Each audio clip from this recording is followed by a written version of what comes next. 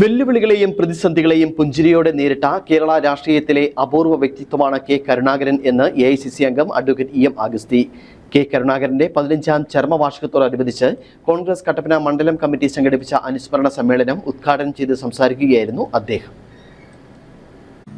നിരവധി നേതാക്കൾ കേരളത്തിൽ ഉണ്ടായിട്ടുണ്ടെങ്കിലും കേരള ജനത ലീഡർ എന്ന് പേരിട്ട് വിളിക്കുന്ന ഒരേയൊരു നേതാവ് കരുണാകരൻ മാത്രമാണ്.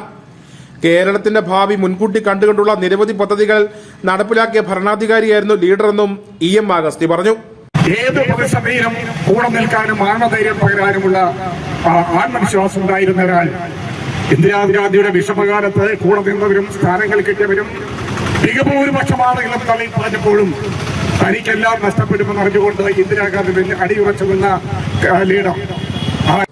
ഗാന്ധി സ്ക്വയറിൽ സ്ഥാപിച്ച കരുണാകരന്റെ ഛായാചിത്രത്തിൽ പുഷ്പാർച്ചനയോടെയാണ് അനുസ്മരണ ചടങ്ങുകൾ ആരംഭിച്ചത്. മണ്ഡലം പ്രസിഡന്റ് സിജു ചക്കുമുട്ടിൽ അധ്യക്ഷനായിരുന്നു. UDF ജില്ലാ ചെയർമാൻ ജോയി വെട്ടിക്കുഴി അനുസ്മരണ പ്രഭാഷണം നടത്തി.